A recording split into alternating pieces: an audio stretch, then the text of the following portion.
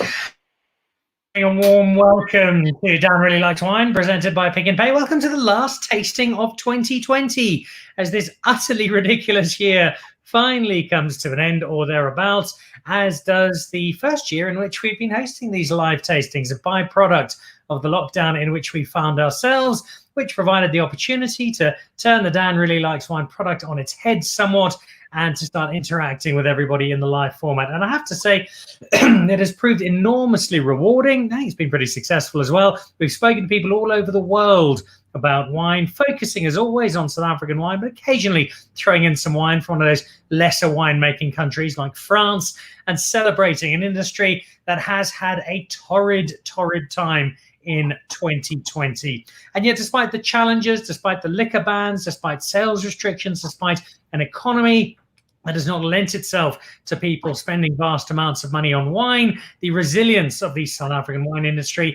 and I think most importantly, the resilience of the wine people we have in this wonderful country of ours has held up. And although there have sadly been some casualties, and there are certainly many challenges for the wine industry in 2021, there has still been much to smile about. And I think leading that particular charge has been yet again an overwhelming endorsement of the quality that is South African wine. And when you add the quality to the price, a point we make so often on Dan Really Likes Wine, there really is nowhere on the planet that can touch South Africa for its wine product. But don't take my word for it, because today, as we wrap up, I've got three of my favorite people in the wine industry, all three of whom know far more about me than wine, and I'll be introducing them in just a moment to get their thoughts on this wine year and find out what their wine favorites were. So you can get down to Pick and Pay come Monday, not this weekend, but come Monday, and grab a few last Christmas presents and a couple of bottles for the Christmas table next week. So I'm really excited to see what the choices are,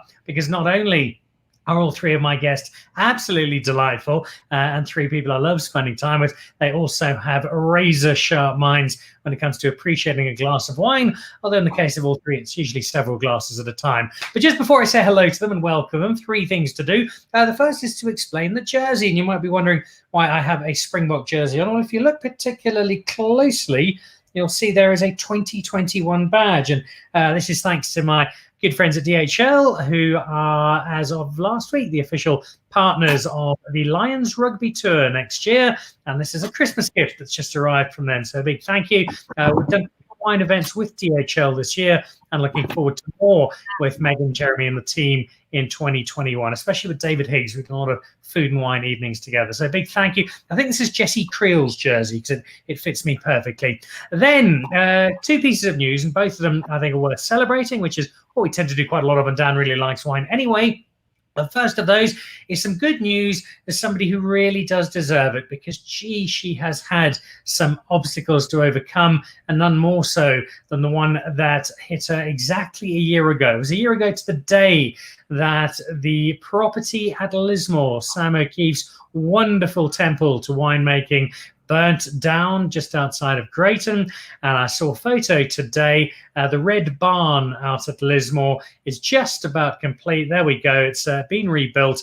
And so Sam getting back on her feet. She's had a huge amount of help from the industry at large, and she'll be the first to point that out and to thank the wine industry for all of the assistance. But it really is fantastic. I won't say that Samantha O'Keefe is one of South Africa's finest winemakers. I genuinely believe she is one of the finest winemakers on the planet.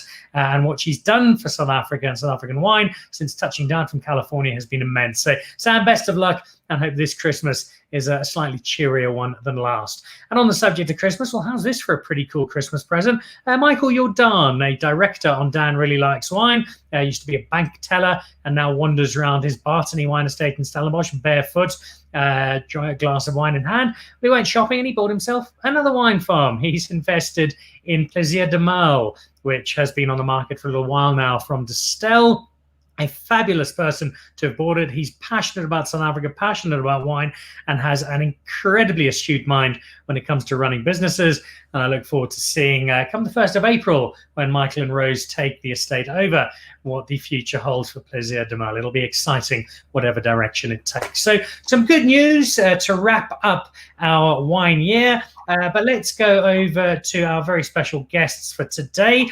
One of them is a former Veritas Young Wine Writer of the Year, and somebody I've had many glasses with up here in Johannesburg. One of them is the Louis Roederer Young International Global Best Ever Wine Writer of the Year in total. I think that's the right title. She has it at the end of her email. It comes as an attachment. It's so long. And then our third guest is the most famous person ever to leave the shores of Mauritius. He's a fabulous expert from the island, and he is himself an extraordinary sommelier, which is not bad for somebody who grew up in a Speedo throwing coconuts at his mates. Tshepang Molisana, Malu Lambert, Miguel Chan, welcome, guys, and lovely to have you all on. Tshepang and Miguel, it's the first time I've had the pleasure of having you on the regular show. Miguel, you've obviously been on the sommelier series. We've had you on before, so given you know the ropes a little, let's kick off with our Louis Roederer Young Global International World Interplanetary Wine Writer of the Year, and just get a sense 2020. We know about the madness, we know about the liquor bans, we know about the struggles, but let's try and look on the bright side. And broadly speaking, what about the South African wine world has put a spring in your step in 2020? So, first of all, you forgot the Mont Blanc part of my title. You know, there's that too. So for next time, I'll let it slide this time. My apologies. So yes, we've all been, all over the hardships. So let's talk a bit about the bright side. And I think an amazing thing has come out of this for small producers. I think a lot of the bigger guys have really struggled, but a lot of the smaller producers, because they have such lean operations, have managed to actually pull through and gain a bit more of a following. And in fact, I'm drinking one now, the Metze Chenin Blanc. He's got a Cinsault, a Chenin, a Pet Nat, and he's a very small producer. And the wines are absolutely fantastic. So I think that is a major highlight. That and the 2020 vintage is apparently one of the best. It's been hailed as an incredibly good vintage. I'm hearing that from a lot of people, which adds great excitement to our 2021 horizon. Tshepang, let's send the same question your way. In and amongst the madness of this daft year of ours, what's put a smile on your face in the wine world in 2020? Well, Dan, I'm coming to you live from Katlehong this evening. And that to me is incredibly significant because a few months ago, actually, I met a few women from this area who told me that they'd heard me on the radio a few months ago, and they've become private wine buyers and private collectors. And I think that this year has really proven the support of ordinary people, not only the resilience of the market, but also the resilience of South Africa's people, that even though we've all had a testing year, so many people have continued to support their favorite brands. And I think it shows when you look at the volume of sales, that overall, despite how difficult it's been, so many producers have still managed to keep the same volume of sales. And it's because of ordinary people, like the people in this community and in communities all over the country and all over the world, who've continued to support the industry. And that has been crucial, and it's going to be just as crucial in 2020. But it's lovely to hear stories like that, and I love seeing the wine world grow and expand. And all three of you play a very important role in that, in spreading the gospel of South African wine. What about you, Monsieur Chan, from your 11-floor penthouse at the top of Monte Casino? What's been exciting you about 2020 and making the Mauritian wine superstar happy?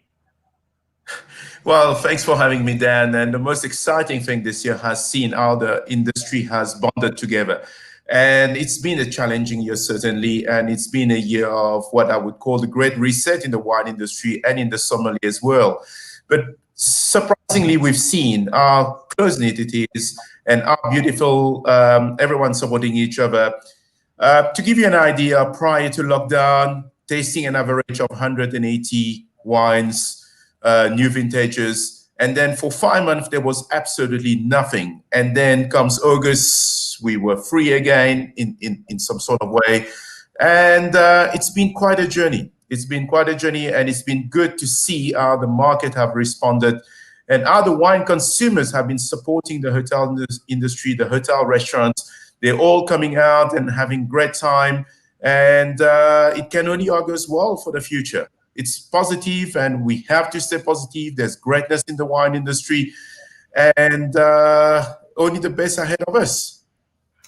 I love the upbeat sentiment. I'm not surprised by it because you're always a positive guy, Miguel, but it is really good to hear that. I think from my perspective, having done quite a few shows with people like Greg Sherwood and Joe Waring in the UK, a couple of guys like Marcus Ford over in Shanghai, some friends in America, it's been seeing the South African wine story move into new territory and more South African wine being drunk in other parts of the world. I think collectively, everything the three of you have said, plus that international spread, suggests we're in quite a cool place in terms of what might happen in 2021. What also excites me is, I think it does every year, and I'm almost certain it does for all three of you, is the sheer quality of our South African wine. In terms of the trends this year, I look at the rise of Cabernet Franc, which has probably had its best year ever for me this year in South Africa. There have been some quite cool Chardonnay stories. Cinsault continues to rear its head. Tshepang, for you, what are the wines, either the varietals or the areas that you think are really impressive 2020? Well, so tonight I'm drinking the Lawrenceford SL 2016 The Dome, which was released. And I have a terrible habit of putting things away for too long. But if anything, this year has taught us to really rise to the occasion and to celebrate things when we can. And so this is a blend of Cabernet Sauvignon and Merlot. And it's a Bordeaux-style blend from an estate that's renowned for making fantastic wines. And as you're talking about trends, I'm thinking about the demi-sec that they released this year as well, and how demi-sec has really risen, you know, in a year when I think people are constantly needing a reason to celebrate, and champagne and Prosecco have risen to the fore. It's really exciting to see the breadth of MCC that's been produced. And so obviously the Lawrenceford demi-sec was extraordinary, but one of the things that I really treasured this year was tasting the Steenberg Lady R MCC, because I think that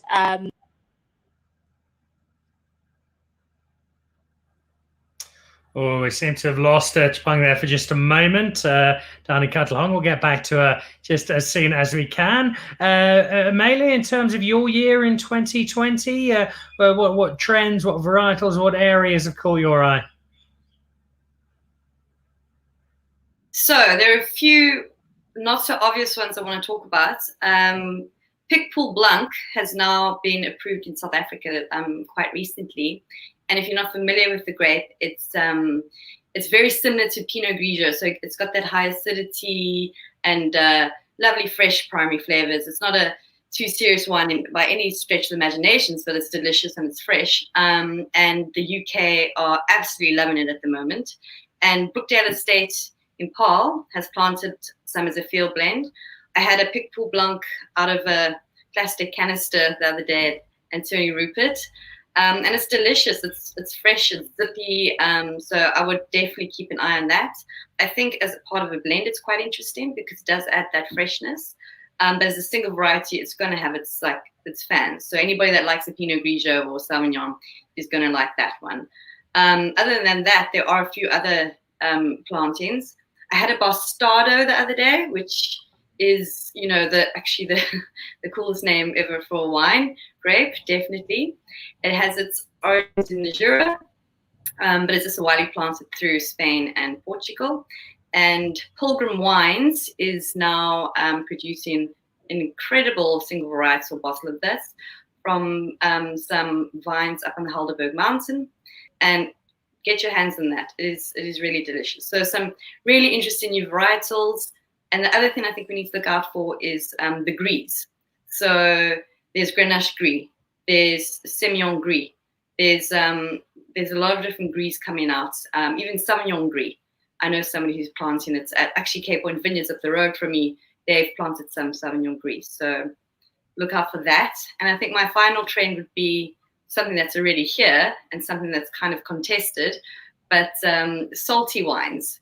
So everyone's saying, you know, salty is just a new word for mineral, but I think there is a difference. And saltiness in a wine is super appetizing, and I really enjoy it. And if I have a nice salty Cape Point Vineyard or Strandveld or Vaderbos or anything like that, I just want to eat seafood with that salty wine. So those are mine. You got me feeling more than a little peckish already with that. I see Lisa Harlow's watching, she so often does. Says, we are the biggest pig pool drinkers in the world. Apparently, should go well in SA. Think its streets better than Pinot Grigio. So not only giving us some cool information, but also confirming what you heard. It wasn't Pitbull, it's a Pigpool, and that is now making an appearance. And there's a real sense of adventure to South African wine, which is one of the many reasons I love it. And to see producers going into new grapes and having some fun with them is always lovely to see. Monsieur Chan, the amount of wine that feeds into you is just obscene. So I'm not sure there's actually wine in South Africa you haven't tasted. Over the course of all those tastings of watching the industry so carefully, 2020, what have been the headline acts for you?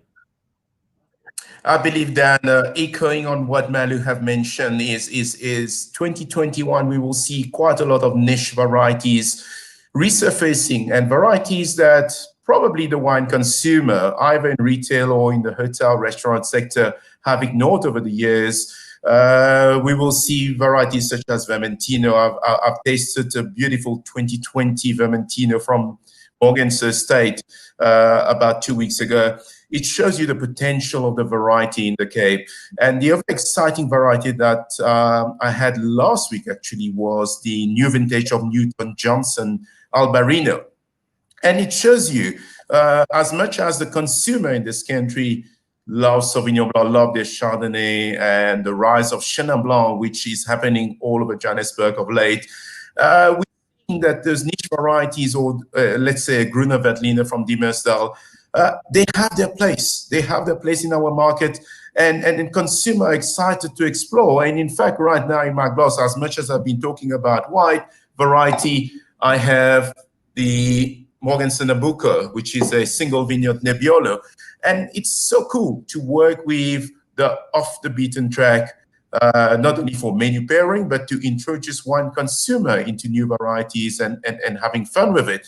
And certainly in 2021, we are going to see quite a lot of new packaging, I would say. We've seen the rise of wine in can. Surprisingly, the acceptance from the market has been much quicker than what it was with Screw Cap 10 years ago, 12 years ago. And I guess we are in for an exciting time for the industry. And of course, it will be backed up by the tremendous quality of our Chenin Blanc, our Pinotage, and the rest, so forth. Yeah. Some great trends to look out for. Well, one of the ones I've noticed a bit of, I'm seeing more of the old school Cabernet Sauvignon Cinsault blend coming out, and I'm never sure if it's a throwback to tradition or just something that's been accidentally rediscovered. But either way, it's one that really, really works. Lisa, another comment from her saying that Albarino from Newton Johnson is beautiful and it has Malu's saltiness. I remember, I think probably my white wine of the year last year was that Newton Johnson Albarino. It is a glorious wine. Ina Smith from the Chenin Blanc Association, Miguel, another great Chenin supporter. Thanks again. Charmaine Walters in support of the Albarino. Yes, agree. A new favorite. It really is a terrific wine. And then a little earlier on, Wim Braak was watching, saying it's fantastic news. That refers to the Jordans having purchased Plaisir de Mal, and Skalk Stapelberg, the king of Pinotage, who's been a great supporter of ours this year. Thanks for a great year of Everything Wine and everyone who contributed. I really appreciate it. Merry Christmas. Cheers, Skalk.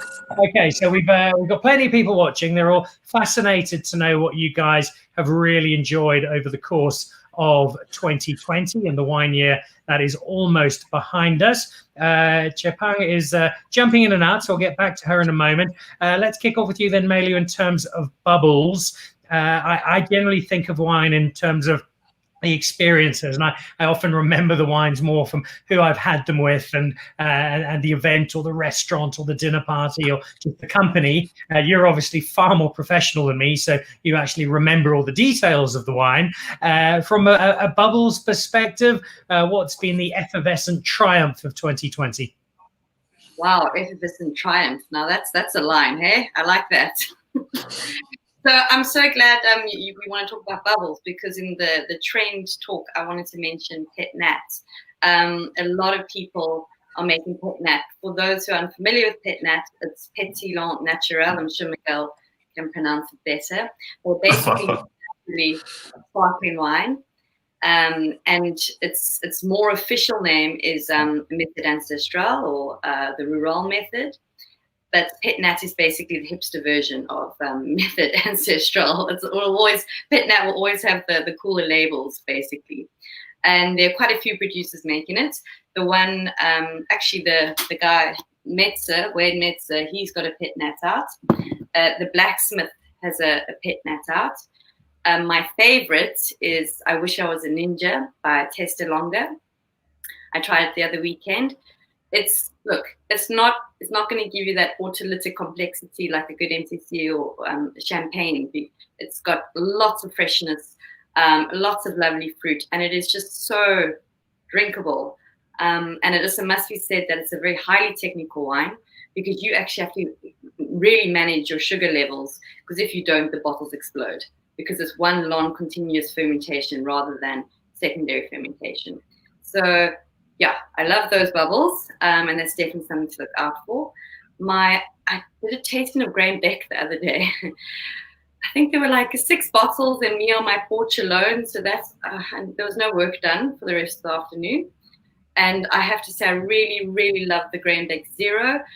Basically 0 dosage, so no dosage added, and it is super dry and salty. And I like that appetizing dry finish.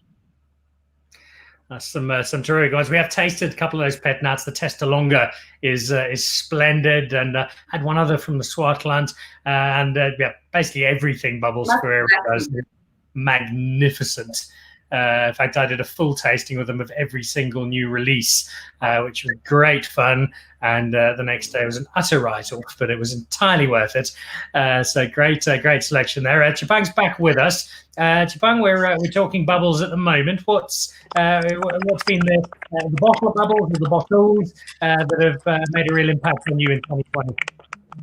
Well, so we started the year with the Grain Beck Cuvée Clive release. That was extraordinary. I didn't, you know, when a legend comes before a wine, it almost makes you second guess it, but it really lived up to the hype. It truly rose to the occasion. So that's my one. And then the other one is obviously always for me, the Steenberg Lady RMCC. I love the simplicity of not having to overthink a wine, and one thing, so, obviously with the lockdown and everything, also the joy of sharing a really great wine and a really great MCC. And I shared it with my sisters, and we all had the same sensation. I think it was the 2015 that, oh my goodness, what is this? And, just speaking of what you're doing with technology and doing the live stream, sorry for everything that's going on. But I think that technically, where these MCCs are going, it's extraordinary. That every year there just seems to be more. It just seems like there's a new zenith and a new height. So those are my top 2, if I had to pick a 2. Which is not easy to do, given the sheer quality of Capital Seek across South Africa. But those are 2 wonderful examples. Had both of them, loved them. And I think Steenberg's in a really exciting space based on Ilunda having moved in and what she's going to do in a really well-established home of bubbles, amongst others. Miguel, I know that you generally have at least 1 bottle of bubbles for breakfast before your day gets underway. Wow. French Mauricien approach to kicking off the day. What sparkled in your life in 2020? Well, thanks, Dan. No, well, okay, 1 bottle for breakfast. Yeah, it depends. It depends on the day. Echoing what Malu and Tshepang have mentioned about the rise of bubbly and the fine-tuning of our Cap Classic Pet Nat Method Ancestral. Something that really struck me of late or recently, I tasted the RAL Swartland Cinsault Method Ancestral 2019. Absolutely mind-blowing. And this is that I would encourage everyone to give it a shot at. And we are going to see more and more bubbly being sold in 2021. We've seen in the last 4 months the sales of bubbly. When I say bubbly, it's about Cap Classic, it's about Method Charmant, it's about champagne, it's about Prosecco. South Africans just love celebration, love bubbles. And I reckon it's been a tough year for everyone. And having bubbles at any opportunity is just one of the greatest blessings of this year. And seek out there. We have so much choices. We are lucky in this country to be exposed with a diversity of style from an amazing area of producers, and it's just lovely out there. And give it a shot. And the next couple of days for celebration Christmas and New Year, why not? Yeah. I couldn't agree more. Excellent selection we have. A couple of ones I've really liked this year. I've actually got one last bottle of it. That was from the Cape Winemakers Guild. Get that in picture there. The Silverthorn Big Dog 6, the 2015 from Jan Loebscher, formerly of Steenberg. That was an absolute cracker. And I also loved watching it. I think it's I'm not sure if it's officially a war yet, but there's definitely a quiet arm wrestle between Robertson and Franschhoek as to who lays claim to our premier home of bubbles in South Africa. The Ferreiras versus the Leludes and the like, and we just benefit as a result. One for you to look out for before I forget. We are going to ask about predictions a little later, but while I've got it here, I just remember you're not going to know what this is because it doesn't have a label. But if you look there, you will see what you'll know as the GM Arons closing, and that is the new Cup Classique being made by Mats Maponyane, which comes out in a few months' time. So if 0.1% of his Instagram followers buy a bottle, he'll sell 600 million bottles in the first hour. So expect that to blow Bonang out the water once that hits shelves next year. Okay, so some terrific bubbles. What about whites, Tshepang? The white wines, it's always the most divisive area because people hate Chardonnay but love Sauvignon Blanc, or they'll drink Chenin but they wouldn't be caught dead with a Sauvignon. There's not often a lot of middle ground in the white wine space. What's been your white wine story for 2020? So I'm gonna again pick a 3. So I loved Malu pointing out the extraordinary minerality or saltiness that's come to the fore. And one of those is obviously the eye lead from Cape Point Vineyards. For me, the eye lead, it almost feels like a holiday. Before you even open the bottle, it's this beautiful, sort of, it looks like a super.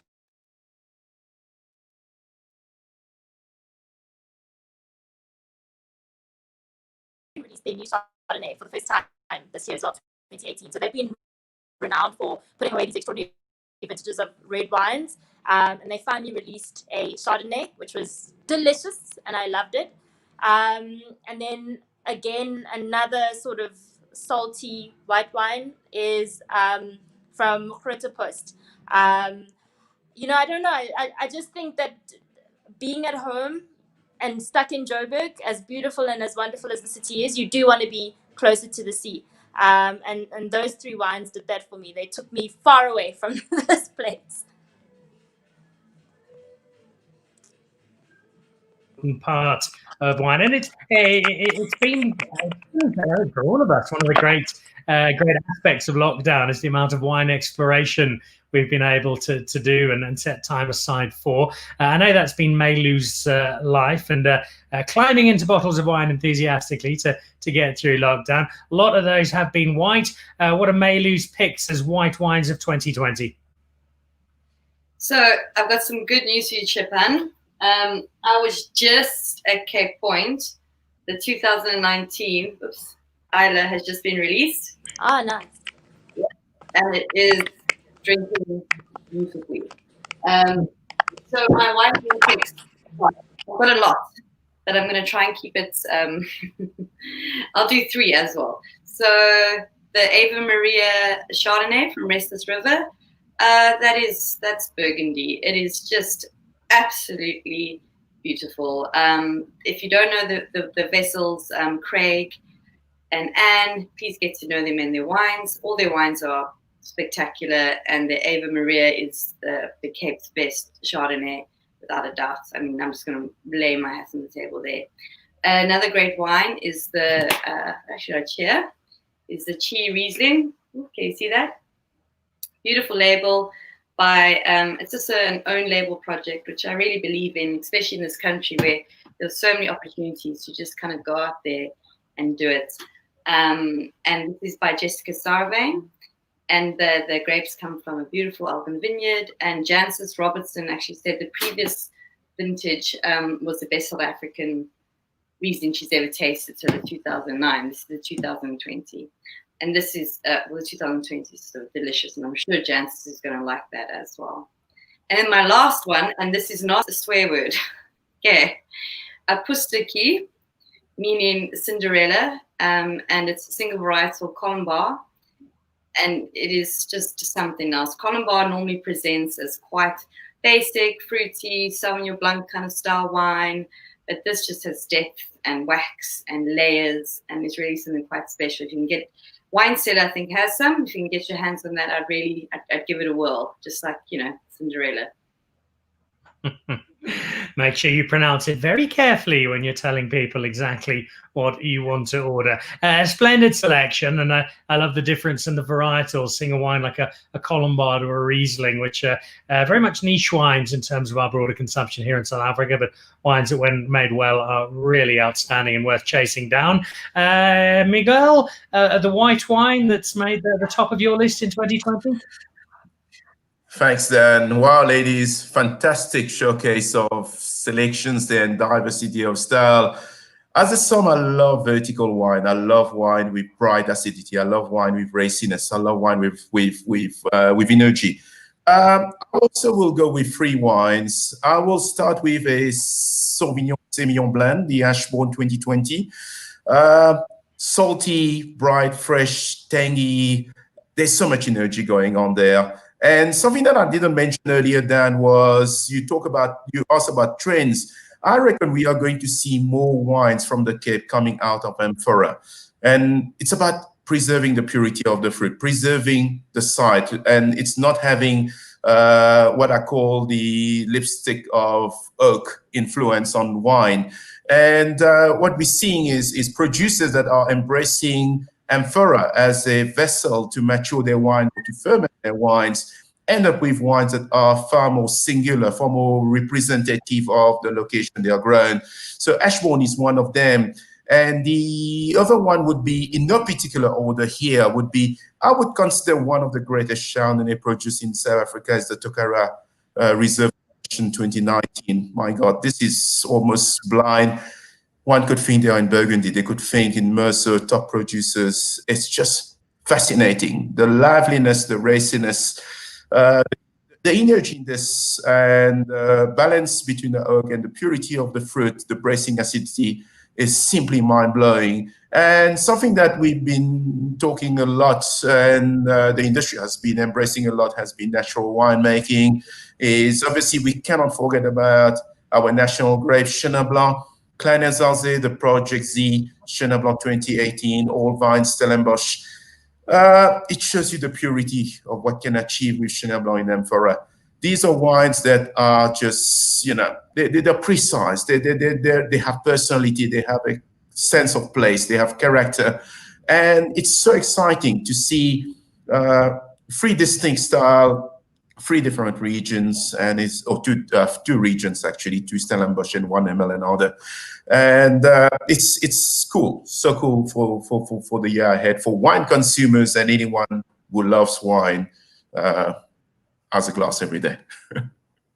Well, the variety of our white wine, I don't think I've ever seen it so rich and so exciting as we have in 2020. You've all named some terrific wines. I think I've had just about all of them and have thoroughly enjoyed them. I haven't yet had the Project Z out of Klein & Zalze. It's one of the first wines we're tasting on the show in 2021 when we come back in the 3rd week of January. I've been drinking a lot of Chenin. If Ina's still watching, she'll like this. 2 of the wines I've really enjoyed from a white perspective. Yeben, you can't really have a wine list without including Yeben, and his 2014 Skefberg, which is just a glorious mouthful of utter indulgence. And then one of the slightly smaller makers, but I think she's just wonderful, Jocelyn Hogan-Wilson and her Hogan Chenin Blanc, the 2015, made from some old bush vines, which we're, of course, seeing more and more of from white wine across South Africa. Right, before we go on to some red, a couple of people dropping in on the conversation.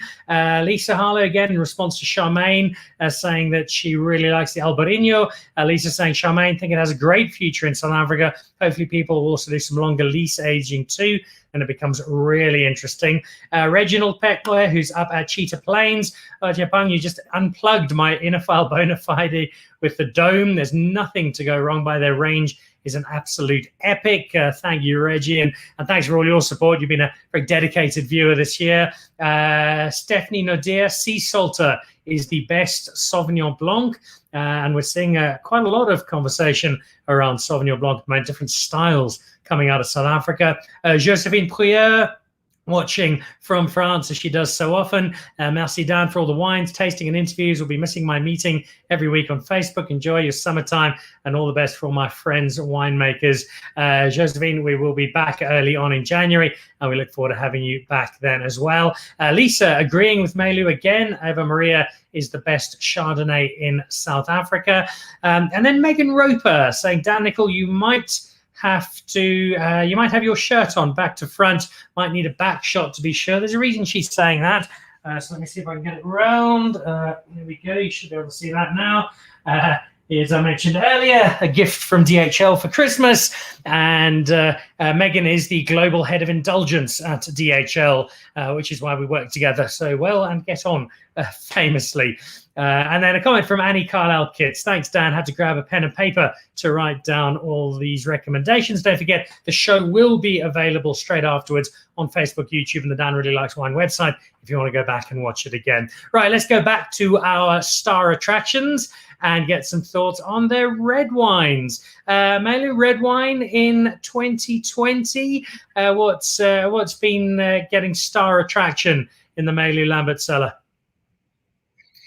Okay, so first of all, I have to talk about Grenache Blanc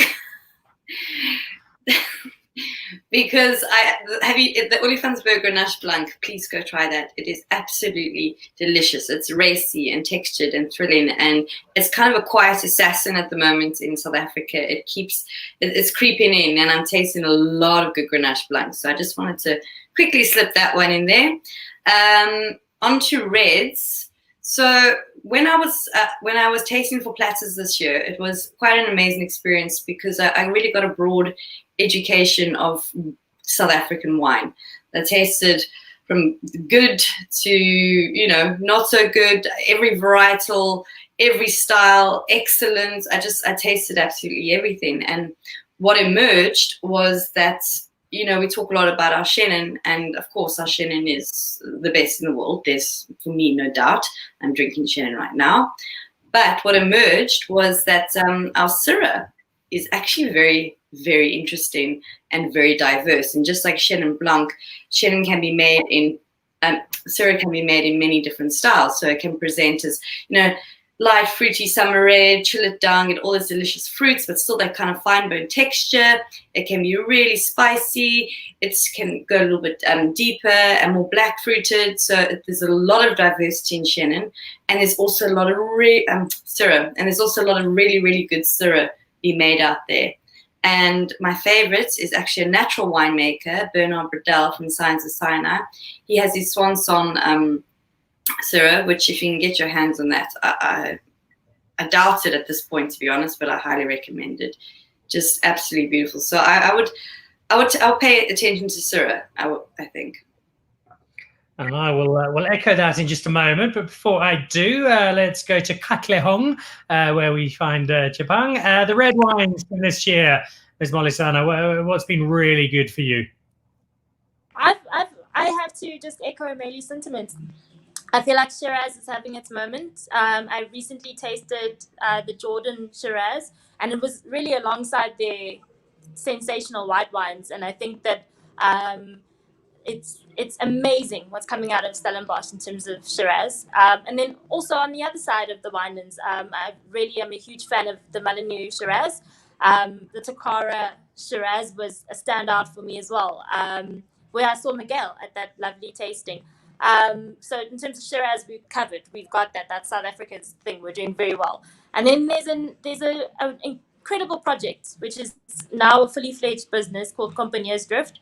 And they made a Cabernet Sauvignon blend that's quite similar to the one that I'm having today. And their story is amazing because their story is about resilience. It's so it's an amazing project that started with Meerlust, and now it's 100% owned by the workers. And I think that, in the year that we've had, where so many people are having to, figure out what they're going to do in terms of trying to veer into entrepreneurship because maybe work is not working out.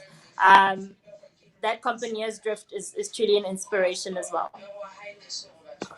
I love stories like that because they just speak to the general excitement of South African wine. Some great selections there. I've got a couple of people who are tossing in some more. I'll get to them in a moment. But let's go to the Mauritian megastar and your red wines for 2020, Miguel. Dan, it is a tough call to single out one red wine for it, and I echo what has been said about Syrah, the potential and the diversity of style of Syrah. If I'm allowed to, I'll mention a couple of wines, but two out in no particular order. I would say a Syrah blend from Holden Mans, the Elysium, co-fermented with Merlot, kind of 50-50, first of its kind in South Africa. Absolutely outstanding, mind-blowing for those that are looking for an opulent style of red wine. My red wine, if it's, like I say, it's very tough. I would say the biodynamic Cabernet Sauvignon from Reineke Stellenbosch. This is absolutely world-class. There's no other way to describe it. And in a blind tasting, one would struggle to put it. Even in Stellenbosch or South Africa, it's absolutely great as a red wine. Last but not least, South Africa or the Cape have always been very strong in Bordeaux style blend. We cannot ignore a Series C 2018 from Villafonte. It's setting the pace for what Bordeaux blend will be for the future of this country. As much as there are many great producers, high scorers out there, and consumers' favorite at the top end of the game, watch this. It's going to be one of the wine to watch over the next 10 years that will certainly shape the way of the Cape wine industry going forward. And then last but not least, you mentioned about Cabernet Franc at the beginning of the show. Stellenbosch in Stellenbosch makes some of the best kept secret Cabernet Franc in the country. Solid, beautiful Cabernet Franc. And this is where I'll stick to. And I've been a bit greedy on it. 4 wines, and it's tough for some to choose one wine. Come on, it's torture. It's torture. It's not an easy task. Like, you picked some crackers there. I tasted some of the Elysium with Gerard in his cellar a couple of months ago, and it is a grand wine. That Villafonte, the Ratcliffe marketing machine in full swing, but he does have some fabulous wine to back it up. And you mentioned the Syrah, Malu. I know we both share an admiration for the work that Jean is doing with Damascene, and he's got a couple of great wines. His Semillon is just outstanding. Some really nice Syrah. But I think one of my favorite wines of his, and indeed one of my favorites of this year, is his new Stellenbosch Cabernet Sauvignon, which I just found was absolutely glorious. Really yes. good. Yeah. I absolutely agree with you. I've tasted all the wines recently, and the point of difference with the Cabernet with Jean is that he's actually used New Oak, whereas his Syrahs and his Semillon, he doesn't use New Oak at all. But he wanted to make a classic cab, and classic cab needs New Oak, and I think supports it quite beautifully. And all those wines are something else. I mean, that Cederberg Syrah, hints of saffron in it, just this total cool, coiled climate. It's an intense wine, and he mentioned spotting a leopard when he was up there in the Cederberg Mountains, and it just makes me think of that leopard, this wine, kind of like crouched and coiled and ready to spring. Really quite amazing. I wanted to mention something on Cabernet Franc. I think we do make amazing Cabernet Francs, and I love the Stellenbosch, Miguel. I think that is one of our amazing producers. I was lucky enough to taste through their range for platters, really lucky. And they go from, 50 rand bottle of Chenin to like their more expensive Chenin to Syrahs, the Cabernet Franc. And I tell you, even the 50 rand bottle of Chenin is made from old vines. They have such historic old vines, and all their wines are utter quality. For me, that is just a producer that is incredible. But also on the Cabernet Franc, I think where we celebrate Shannon's diversity and where we celebrate Syrah or Shiraz's diversity, I don't like diversity in Cabernet Franc. I don't like it when it gets too light and herbal and becomes more roasted red pepper. I like it when it's inky and aniseedy and deep and has depth. I think when it gets a bit light, it loses its magic. So that's just my comments on Cabernet Franc. I think we need to kind of hone that style if we really want it to be this emerging trend. I think it's in many places it's gone past emerging, and people like Brouwer are leading that charge. But it's still being discovered by a lot of people, and hopefully there are more who are going to discover it on the back of those endorsements. A couple of the others that I've really liked for this year, I got hold of some of the Olarase, the Malinois dessert, which is just sensational. And in fact, I've got a bottle of some of this sitting here, which I had you to thank for, Malu, which she very kindly sent up to me. The Grand Stall saying the Van de Constance 2017 top class, and that is exactly it. Okay, before we let you go, because I know you've all got terribly important things to do involving drinking vast amounts of wine, so let's throw forward, Tshepang, get out that crystal ball, throw forward to 2021. What do you think we're going to see? What's going to be the standout attraction for South African wine in 2021? And what would you like to see? What are we maybe not doing well enough, not doing enough of, not giving enough attention to, that you'd like to see us tweak as a wine drinking nation in the year ahead? Sorry. So for the first thing is what would I like to see us doing more of? I think we are a little bit too modest. So I recently tasted the Canon Corp Cabernet Sauvignon, and I think that we spent so much time focusing on obviously what they're more famous for, that we've forgotten how extraordinary the whole range is. And I think that that's something that's definitely going to happen in 2021. We're going to see more people get to know producers on a larger scale. And it might be a consequence of being at home more this year, where, you know, you have a lot more time to discover a library. I think so many producers have become so good at doing these at-home tastings. Creation obviously excelled at that. That was exceptional what they did, where you could do a food and wine pairing at home. Jordan obviously was also amazing at pairing chefs and their wines. So local chefs, you know, from Durban, Pretoria, Cape Town, and Johannesburg, they were amazing at that. So, you know, from that point of view, yes. But in terms of trends, I think that canned wine is about to pop off severely. I think this is the time for canned wine. So the first thing was that I didn't realize. I spoke to a mega celebrity. I know you spoke to Maps, but I spoke to your girl B, Bonang.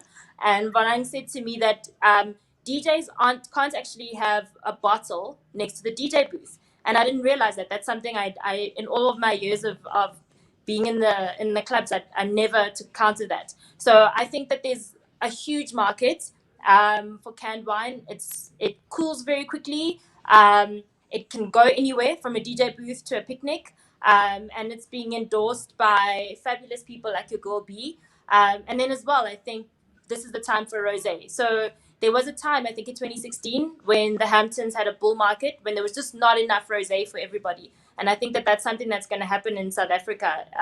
I think that where we have so many different styles of rosé, you know, from your MCC to your provincial style, that I think that people are really starting to discover what they like. And I think that rosé and canned wine, if I had to put my lotto numbers on two trends, that'd be it. And then as well, obviously the gourmand culture, that people are cooking more, we're at home, we're rediscovering our kitchens.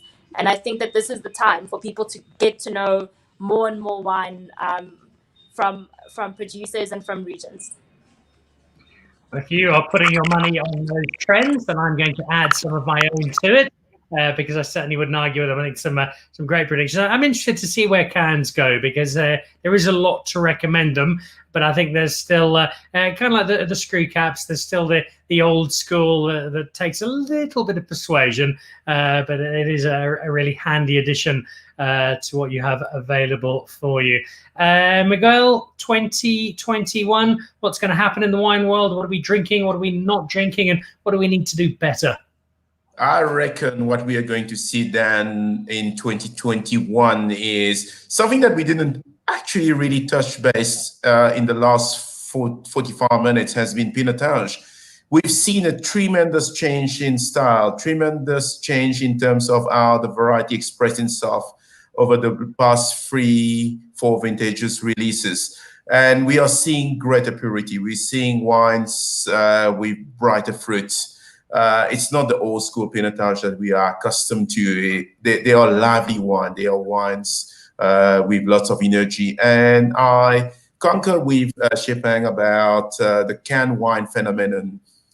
South Africa is a sunny country. We have 9 months, especially here in Joburg. We have 9 months of sunshine throughout the year, great climate, blue sky, and we need practicality. And yes, it's a change of mind, but we are going to see more and more of wines in can. And also, I felt that we are going to see wine in box, as much as it doesn't really have a prestige image to it in this country. We are going to see more and more varietal wines from key producers bottling into a box wine. So I reckon the consumer will be the winner in 2021, either in retail as much as it is in hotels and in restaurants. Like I mentioned earlier, it's the year of the Great Reset, and we are here for the game and make people discover wines. And that's the fun game of it. And South Africa, the Cape, have so much to offer to the Joburg wine market. And it's something that we don't often say and mention often. And as much as it can be a bit provocative in a way, but Johannesburg is still remain the biggest wine market in the world for South African wine.